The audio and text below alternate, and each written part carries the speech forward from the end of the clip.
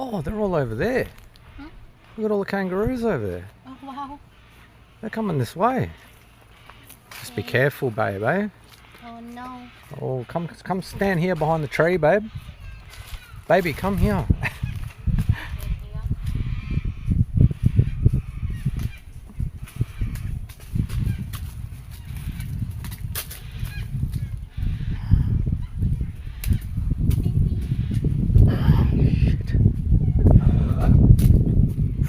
I didn't know they make noise.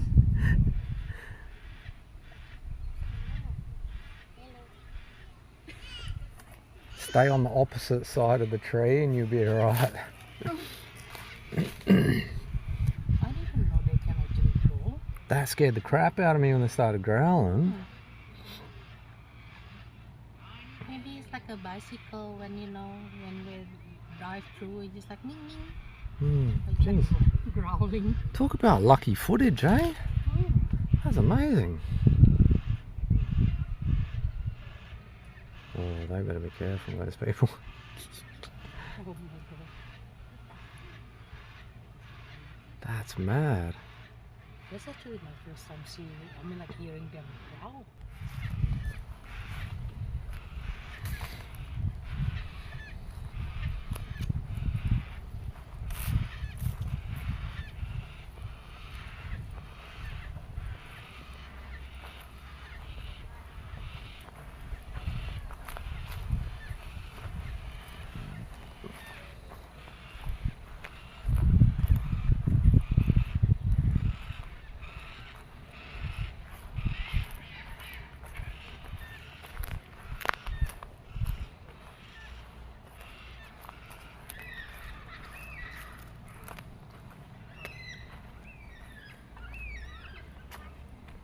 Yeah, kookaburra.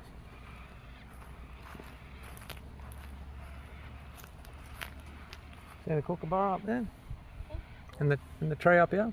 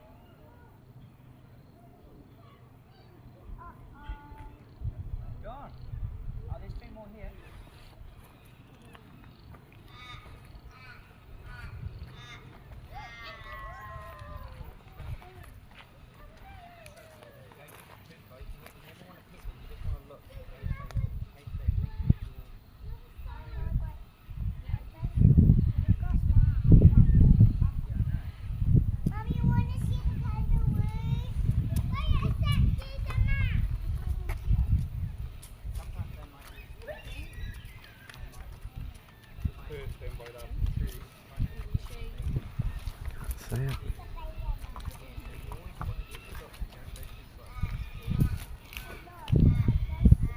Maybe I think this is the one that we saw before. Probably, yeah, I think so.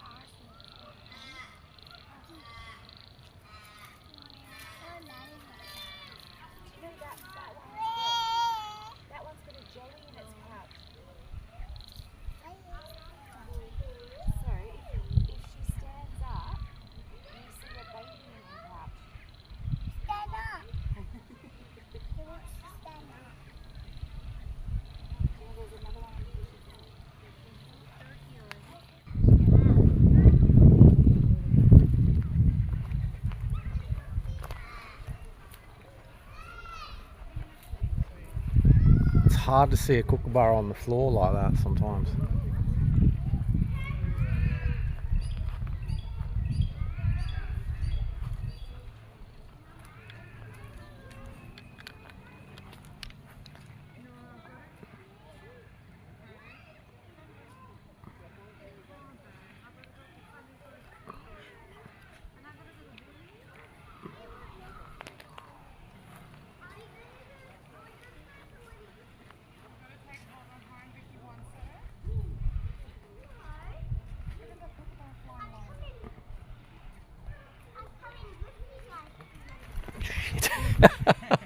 What, he's going straight for me?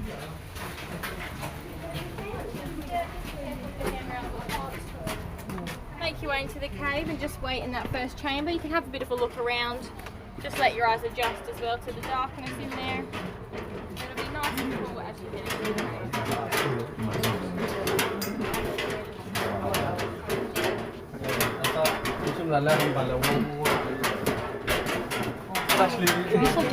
Very cool. I like it.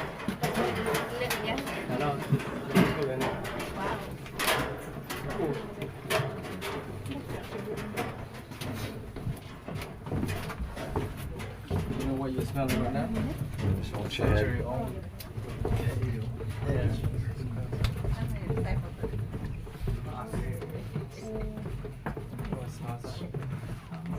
Still got my sunnies on, I can't see anything. Jeez. Just be careful, baby. Yeah. Wow. Don't go too far. There might be a stairs in front of you. I don't know.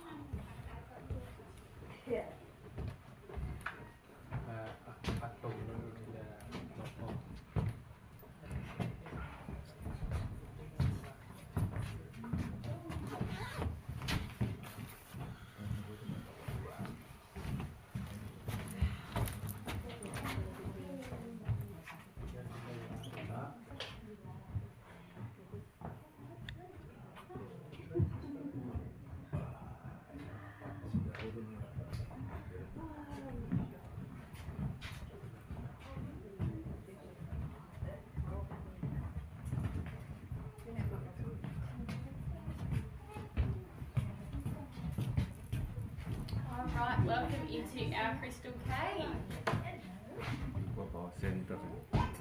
So just let your eyes adjust for a few minutes.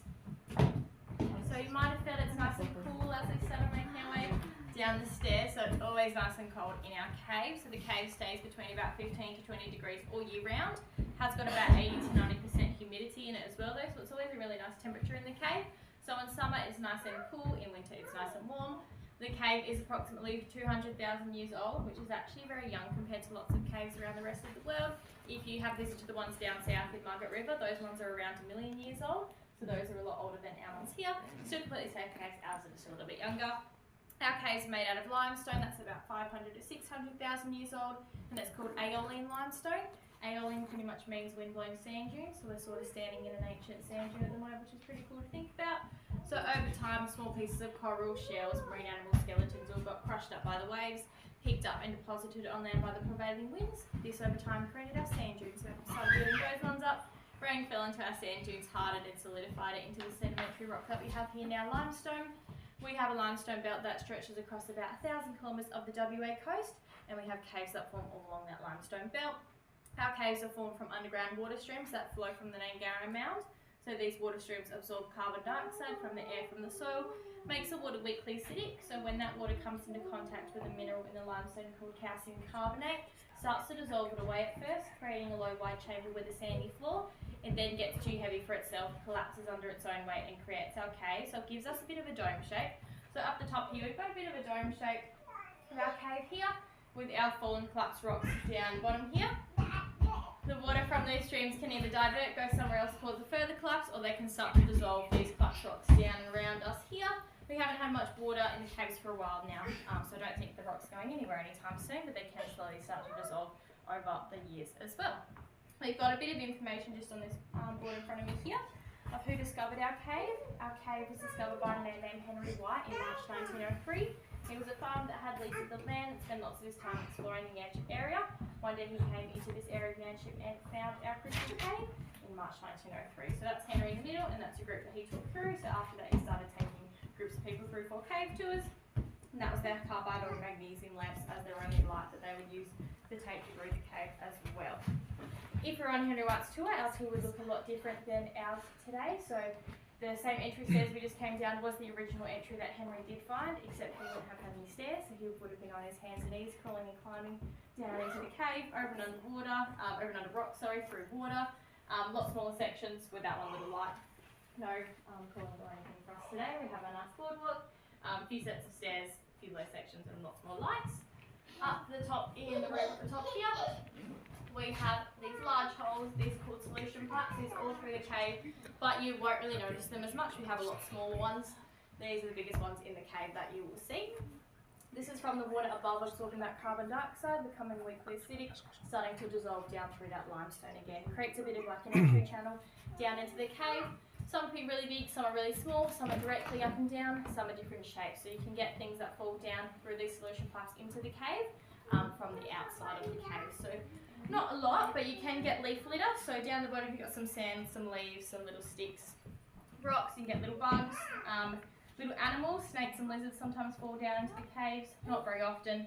If a snake does fall down in here, for example, it's too cold in here, they do get quite lethargic. If we notice them in here, our rangers take them straight back up to the surface so they can survive out there. And I don't think anyone wants to be in here with a snake either. But it's very, not very often that they do fall into the cave. Same with anything else that does fall in. There's not enough food or water in here for them to survive. So we do take them straight back up to the surface. You won't see many things in the cave. You can get rainwater making its way down through and tree roots as well. Alright, we're going to make our way down our boardwalk now. So just watch your step as you head down, step towards the middle again. When you get to about here, just to give you an idea of how things fall down into the cave, when you're here, have a look up on the roof there. We've got a solution pipe up the top there. It's got some daylight just shining out through the top, if you can see. So a bit of the trees and plants that are up the top of the cave there. Have a look at those, and then we were going to keep making our way through into the next chamber. Just a few things to think about as we go through, because I'm just going to take us straight through. We're going to cross over a little bridge. Just watch your head on that first bit. It's a little bit low, so just be careful on the way through. We're going to go off to the left and go down a set of stairs. There's a handrail on the right if you need it, so just watch your head and watch your step as you're walking down there. Then we have a lower tunnel. Just watch your head, but be very careful as you walk through that. Then once we get through, that brings us into our big open chamber.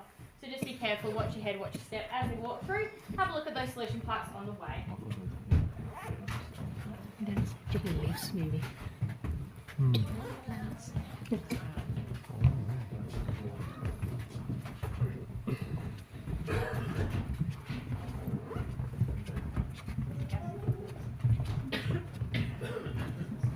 your head.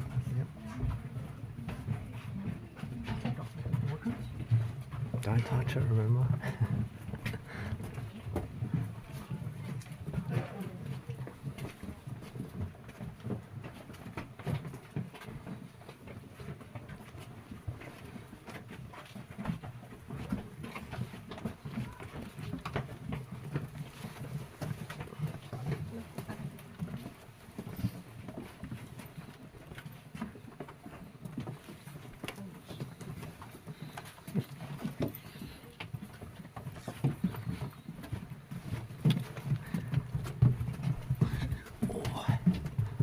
will work out.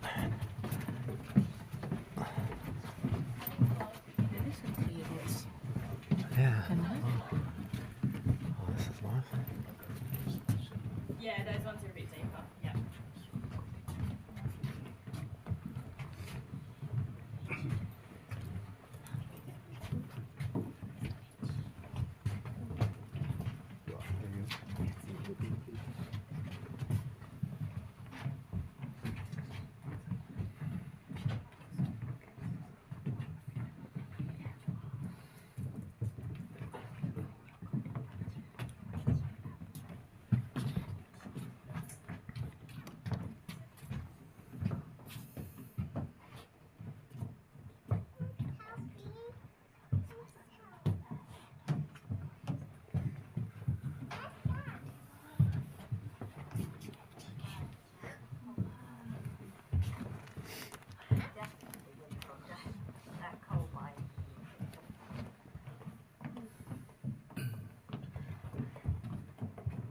Alright, is that everybody through?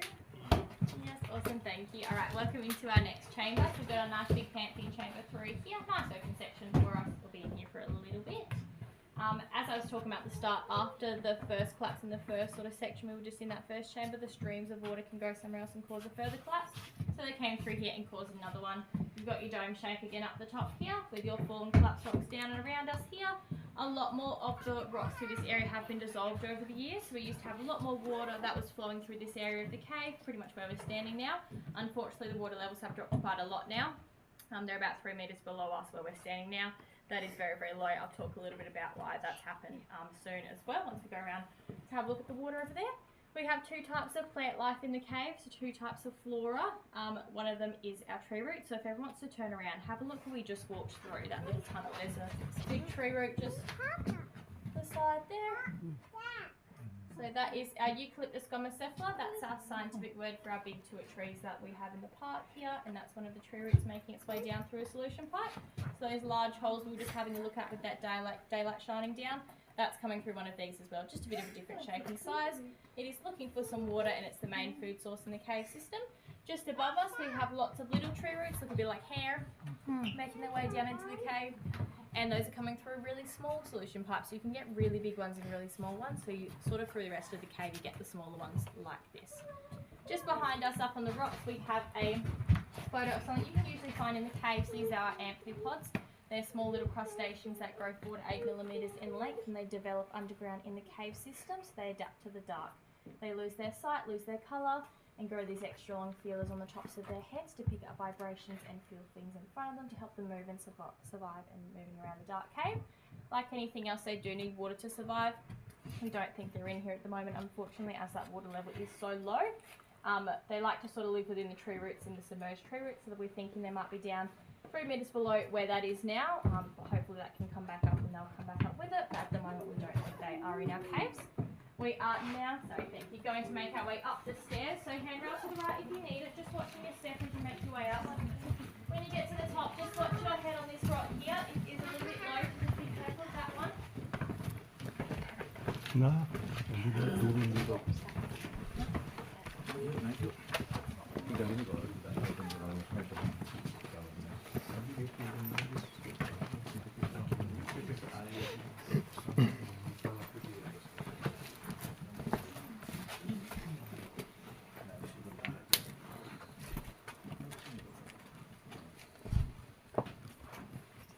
Alright, so as you make you up, you can start to see lots of our speleothems up the top here in front of us.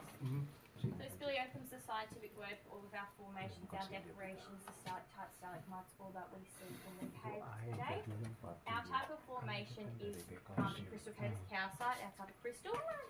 So it's a bit of a softer crystal, but it looks a bit like melted candy wax, so we get some funny little shapes. We do like to point them out to the visitors. You do have to use your imagination a little bit to tell what I'm seeing. Depending on where you're standing, but if you have seen the Pirates of the Caribbean with David Jones up the top here, or an octopus, or melted carrot. Next to that one, and next to that one we have Bart Simpson from the Simpsons. To the right, sorry my light's not very bright at the moment, it's just dulled itself a bit, it's hard to see. Up to the left we have got the married couple up there. then in front of us we have got King Kong and Starfish. A few things you might not have seen, some things you might not have seen any of them. Sometimes they bring in a full tour and everyone's completely silent. Sometimes you get a few people seeing things. So everyone will see your own thing as you walk around sort of the cave as well. If you sort of having a bit of a look around, I'll point out if you might see around the cave. So, for our formations, mainly up the top here, we have got our straws and our stalactites, so the ones that are hanging from the top of the roof here. So the ones that don't have a point on the end are our straws, so they're named after a drinking straw. So give that sort of shape. A drop of water absorbs carbon dioxide from the air from the soil, becomes quickly acidic, starts making its way down into the cave. As it enters the cave, it degasses, so it releases that carbon dioxide from the surface of the drop and leaves behind a small crystalline deposit in the shape of a ring. The central portion is filled with water. Another drop will come down, do that same process again, leave behind another little ring and another one, just keeps going down from there. They can grow several metres in length, but for about 1 to 2 centimetres of growth it takes about 100 years for us at the moment, so very, very long time. And we've got much rainwater making its way down into the cave, so that divide is quite slow. We have got our stalactites at the top here, so sort of that thick one in the middle there with a point on the end. That would have started off as a straw. The water's travelling through the middle. If for some reason the middle of that straw got blocked by maybe sand or a rock or something like that, the water can't travel through the middle anymore. It will start sort of overflowing along the outside, flowing down along the outside of that straw, depositing that calcite, turning it to a stalactite. Gravity pulls down into the point at the bottom. You have got your stalagmite, so just down in front of us, just the little ones in front. King Kong is also stalagmite. These ones are formed from the floor and then they start growing up towards the roof. So your stalactites hang tight to the roof and your stalagmites might grow to the roof. So that's a good way of remembering them. So you have your little drops that fall off of the ends of the straws and the stalactites and they drop down onto the surface or the rock below and then they start to deposit that thin layer of calcite again and they will start to grow up from there. Sometimes you can get columns where our stalactites and our stalagmites grow to meet each other and join. So there's a few columns at the top here. Touching from top to bottom, you can get big ones and small ones. We have got our shoals, so just above the stairs up the top there. It's a bit like bacon or elephant's ears or dried mango. So that is water that trickles down the surface of the rock and deposits within that calcite. It starts to grow out at an angle from the floor and get some cool shapes off from there. Alright, that's everything I have to show you up here. So we will now make our way back down the stairs when everyone's ready. Just watch your head again on that rock and I'll get you guys to start heading down the stairs. When you get to the bottom, just follow the boardwalk along to the left and we will head around to our water. Just have a bit of a look around the water. There are some nice reflections in there as well.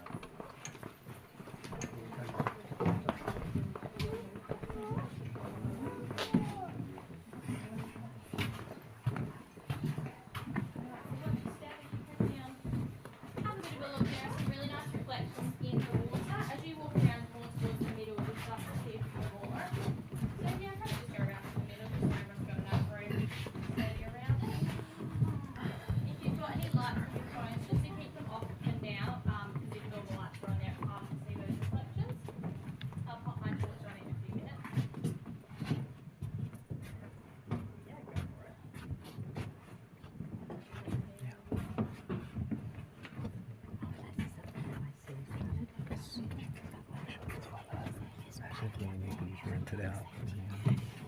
Just chill and meditate. Unfortunately, it started rapidly declining in the late 1990s. It was all gone by about 1998.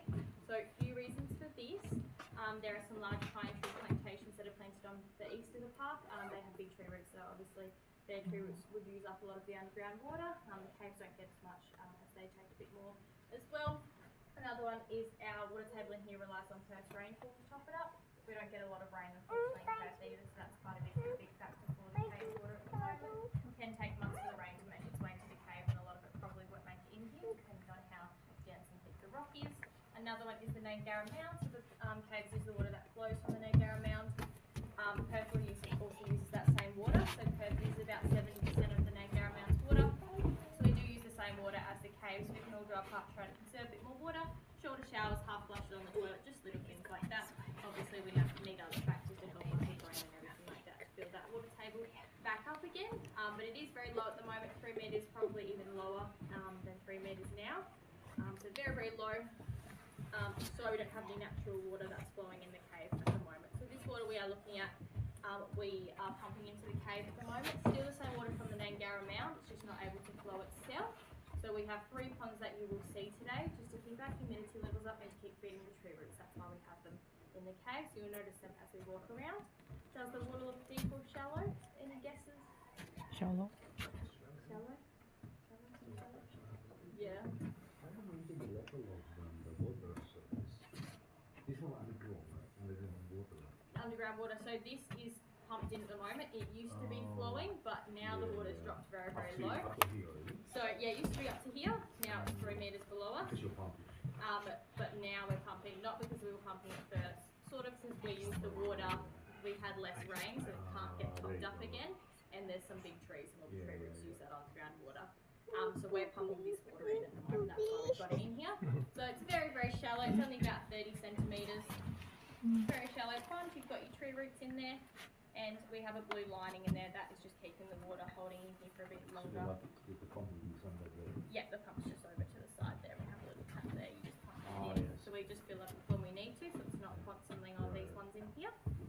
We do have one pond, but that's at the end. I'll show you that when we get there. There's also a few little footprints in the sand around in front of us here. A few little rats that run around the cave.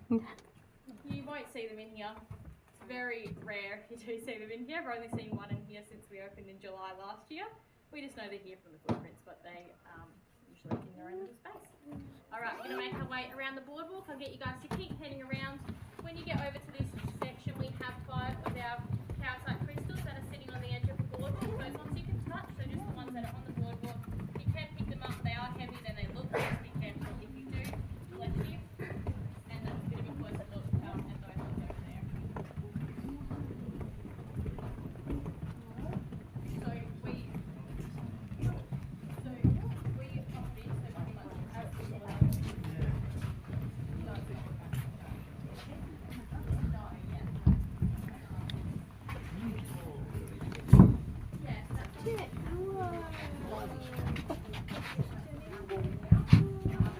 Maybe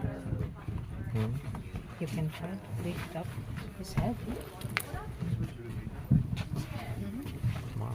So, It kind of looks like an angler, isn't it? Gosh, I wouldn't it? Feel like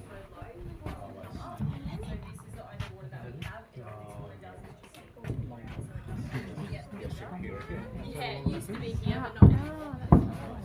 So it's too low now. Just get there.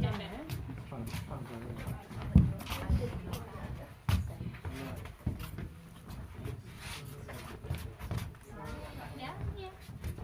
So having a look at some of our calcite here, just to give you an idea of how it starts to change after we start touching with our fingers. So the ones that are behind us, that is the exact same calcite, they're just sitting on 2 little lights. So when you actually put light in the calcite, it sort of bounces around and absorbs the light really well, so it sort of just makes the calcite look like it glows. These ones are all the exact same, except lots more people have touched these ones. So this one's still pretty good, but if you were to put the light in, it makes it look like it glows pretty much there. Whereas this one is a bit darker now, so if you put the light in it, got a little bit of glow around it, but not as much anymore. So lots of people have been touching them. That one's still got a little bit, but all of that darker spots are from the oils from our fingers. So that's what starts to happen. That's why we say please don't touch the crystals in the cave, because that's what does happen to them over the years. Obviously, we want future generations to be able to look at them after us as well. So these are all the exact same. Have a look at those ones if you would like. Is that your special one, that one? That is a pretty cool one. Keep having a look at those if you'd like to. If you're done having a look, you might have noticed a few little patches of water along the boardwalk as well, just around us. So we do have formations that are still dripping. So there's a few little straws and stalactites up the top here that are dripping.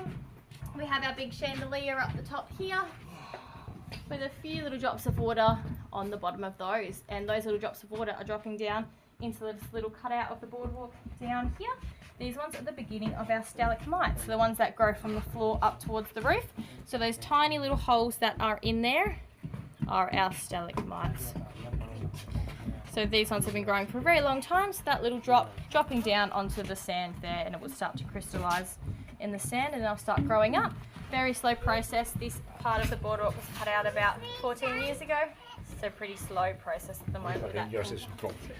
Yeah, so they're little drops, but they're not dropping very quickly. You might grow up and be King Kong one day over there. Yeah, they're very, very small at the moment. Very, very small at the moment, so it does take a very long time. We have also got another type of flora in the cave. It's called lamping flora, so it's this green sort of up the top here. A bit harder to see because my light's deciding to not be very bright right now. But a bit of that green up the top there. Collection of different plants that require three things to grow: some moisture, nutrients and light. This way it's a little bit more unnatural just because we don't have natural daylight shining into the cave, but you can get it if you've got that daylight as well. We have also got our big rock up the top here that has got some shoals forming on down along the sides, the ones that look like that bacon or the elephant's ears, just down the side as well, trickling down the surface and depositing out from there.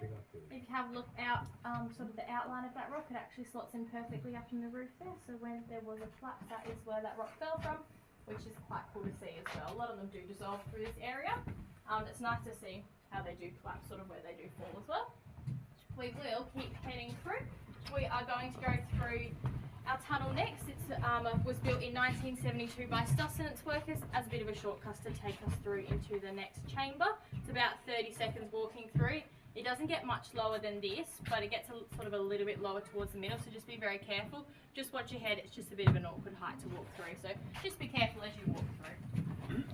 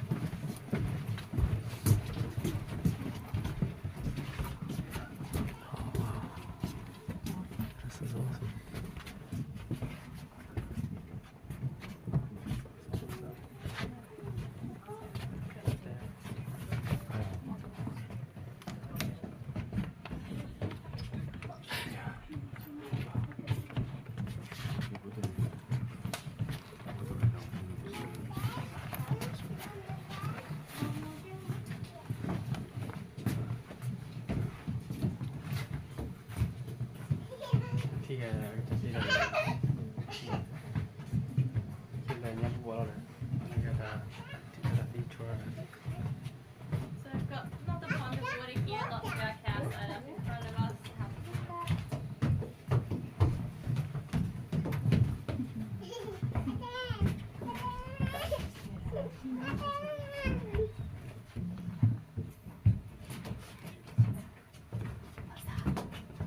Alright, so as we go through to this next section, have a look at the cow site through here. The next section I'm just going to split us up into two groups, just so everyone's got enough room in each section. The first one's called Jewel City. It's a bit of a lower section, so just be very careful as we go through. If you're not comfortable with getting low, I'd recommend to stay out here. You do just have to watch your head on the way in and then sort of take a knee while you're in there and look off into the distance. It looks a bit like an upside down city, so that's why we call Jewel City. There's a few things I'll be able to show you through there. Just watch your head and watch the crystals that can be quite low through there as well and around here. So just be very careful as you're moving around. If you are waiting in that second group, you're welcome to have a bit of a look around here. You can always head up the stairs if you'd like to, or sit down, just have a bit of a rest while you're waiting. Lots of cowside up the top, good spot for photos as well. We'll have a look for a few minutes and then we'll swap over so everyone gets a good look. So just watch your head and watch your step as you make your way in.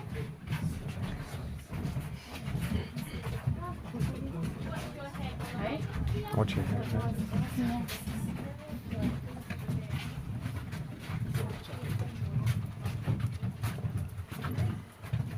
Sort of get down low and have a look off into the distance. Watch your head while you're in here. Oh, beautiful.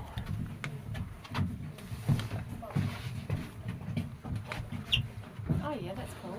So it looks a bit like an upside down Yeah, city. it does. Used to be a lot more water through here as well, so we've got our elephant's feet just to the side here. So that's when the water levels were higher, and our cowsite would start to grow along the surface of the water, and then it dropped pretty quickly, so it sort of just got left there hanging. Lots of our cowsite up and around us, and the last thing is just behind us, so sorry to make everyone turn around. This is our dogtooth star crystal. So it looks a bit like a crocodile. We like to call it our little crocodile. So this one's a little bit different to our cowsite. This one grows a bit differently. So this one grows in water. So the water used to be this high at one point. Very still, lots of different minerals in there, and they would start to crystallise and create our dogtooth star here. That's a cool one, that one. And that is the last thing I have to show you guys through here. So when you're ready, I'll get you guys to stand up and make your way out. Just be very careful of your heads as you're standing up and moving around. A lot of people do tend to bump their heads through here, so just be very careful. Yeah. It's really waxy. It does look really waxy. Yeah, that's just a cowsite. That's just how it forms. Yeah. It's really cool. That's how you get some funny little shapes. Yeah.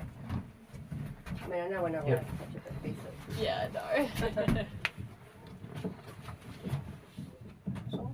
All of these form like this naturally. Yes, all naturally, yep.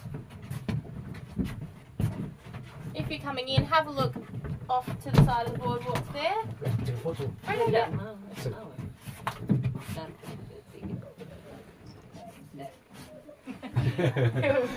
Have a look off under there, the boardwalk. Looks like an upside down city.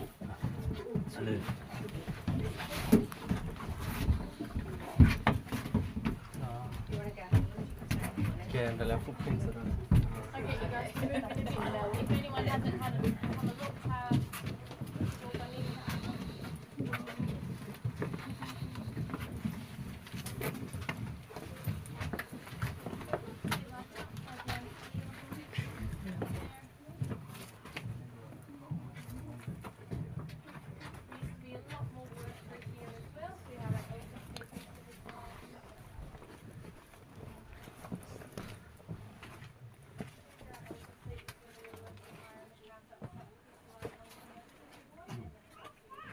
Ini pasang juga dia di jarak.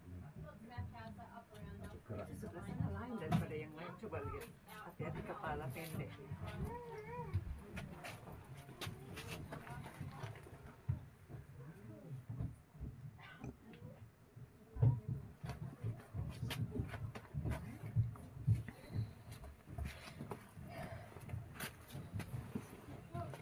This bit here, babe. Got light on your phone?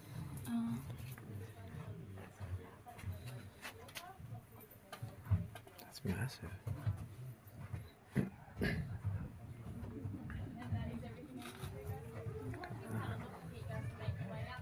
That's a big castle.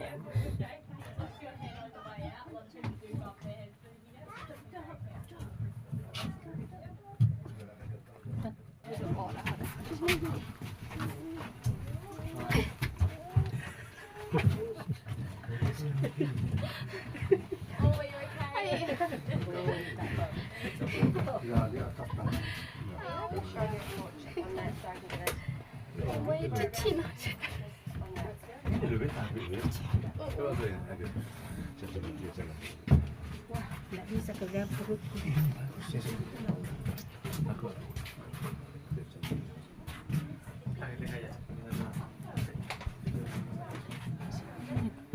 Alright, we're going to keep making our way through.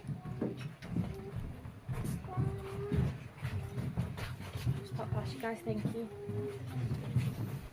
Alright, next we are going to go through our earthquake tunnel. Once we go through, I'll explain why we call it that. Have a look up at our little Queen Victoria just sitting off to the left there, sitting on a chair. Sorry, this light's really shocking, it is a bit hard to see. We have a little Disney castle up the top there as well. Upside down Disney castle, and we'll head through our tunnel.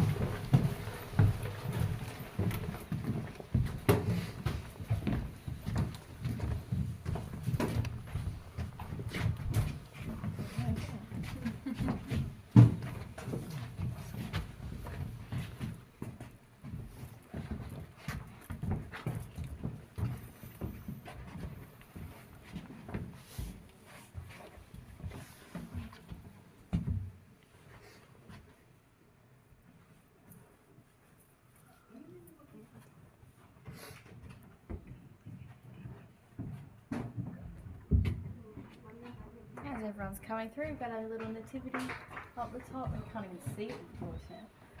Just the lid up the top anyway, or little family sitting up there.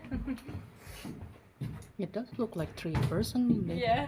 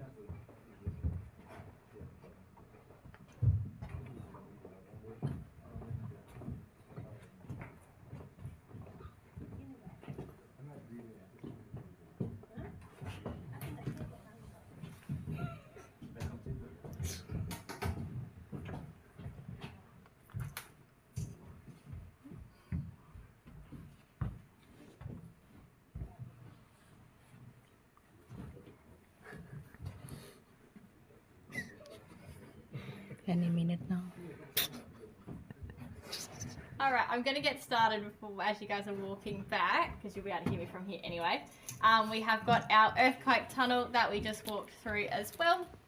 So this was built after the Meckering earthquake. It was an earthquake in 1968 at Meckering. It was about sort of an hour and a half drive from here. It's about east of the park, about 138 kilometres east. It was a 6.8 on the Richter scale, so it was a decent size for us in here.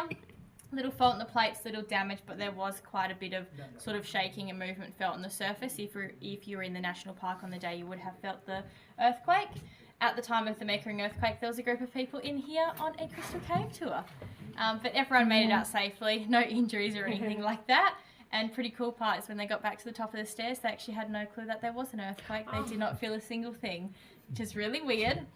We do think obviously you've got your large cracks in the limestone that might allow a bit of movement as well for us to sort of stay still as well. So that's how we think it sort of happened. But it is pretty cool. Happened to be the safest place for them to be. I still don't think I want to be in here if there was an earthquake, but it was quite safe for them at the time. We built the earthquake tunnel just after that as a shelter, just in case there was another earthquake or something like that. Any other emergency, we just need to use it for some shelter. Never had to use it, but it is there just in case. There's also no history or evidence that Aboriginal people use the caves. They might have just used the entrance for some shelter, not gone any further than where they couldn't see, so they believed in an evil spirit called the Jinka. This Jinka dwelled in dark places, dark woods, caverns, caves, and was seen as a source of fear. They believed if they went into the cave, something bad would happen to them. Did keep them quite safe, actually, having that fear of the Jinka. If you imagine, not as likely now today, we come into the cave, got halfway where we are now, well, more than halfway, but you turn the lights off and all the lights go out, you're in the darkness. So maybe if we're on Henry White's tool with the one little lamp that we saw on the little board in that first chamber, if we've just got that light goes out, you're in the darkness trying to make your way back out of the cave. So you can injure yourself in the process. So you obviously can walk into something, get trapped in the cave, all sorts of things as you're making your way back. So it did keep them quite safe, actually having that fear of the Jinka, because they didn't go into the cave and injure themselves. We are now going to go through the last section of our cave. It's a lower section. Just be very careful. It's only about 4 or 5 steps, so it's not a really long tunnel. Just watch your head. Stay more towards the left-hand side. It's a bit higher on that side. So just watch your head. Just be careful walking through.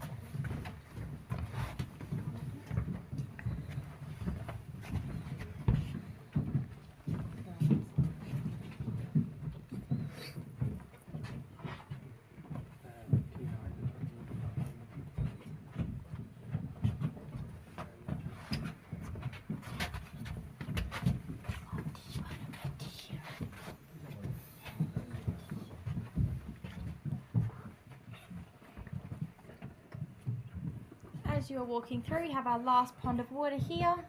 This one has got a bit of water flowing through it. It's still not natural, unfortunately. There is a little hose just off to the left hand corner over there, that is pumping it through. This one is a bit more of a dense area, so they didn't put that blue lining in, just let the water pump in, just keep it on a little bit, just so it's sort of a bit more natural looking in the caves. Lots of tree roots in this one.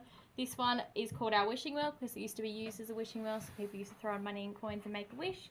Unfortunately, people would try to steal the money out of the pond. So we don't do that anymore, so we ask you not to throw money in. It does corrode in the water as well, but a lot of people did try to steal the money out. Had a bit of a joke that we used to try to catch people with that, sort of with stealing the money. There's an old bell up the top of the stairs under here somewhere. We had a piece of string and attached it from the bell and ran it along the front of the pond. Before that, little rock wall in front of us there was there, so you just reach in and grab the money out, but the bell would ring because you get your arm caught on the string. That was sort of, yeah, so that was a bit embarrassing way, but it did catch a few people trying to steal the money out of the pond. But that is why we call it our wishing well. That's the last pond you'll see today. We will now head back up our stairs. We've pretty much done a big loop around the cave, so we're going to make our way back to where we started in that first chamber. As you head up the stairs, when you get to the top, just watch your head on the rocks. They are still a little bit low. I recommend staying towards the left-hand side again. It's a little bit higher on that one, but just be careful as you head up.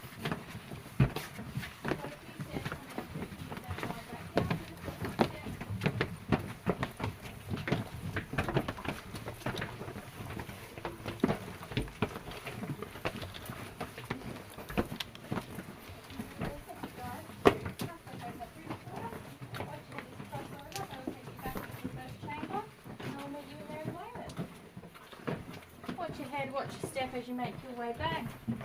We've done a big loop around the cave, and I'll meet you guys in that chamber.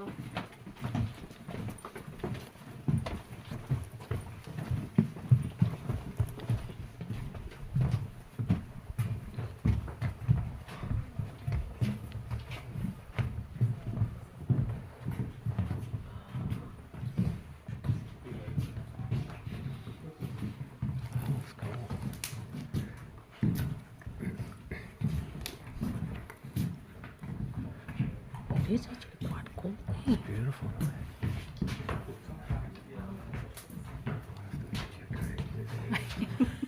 Free air from it. Dig a cave. Dig underground.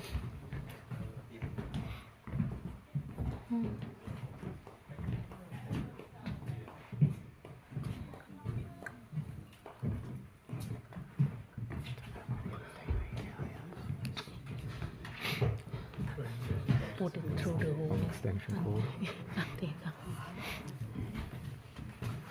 Maybe what 10 meters something now from here up there. Alright, that brings us back to where we started. We've done a big loop around the cave today. That is the end of the tour today. Thank you very much for being a lovely group for me this afternoon. Hope everyone enjoyed it. If you'd like any photos in your groups, we can hang in here and take a few of those. If you'd like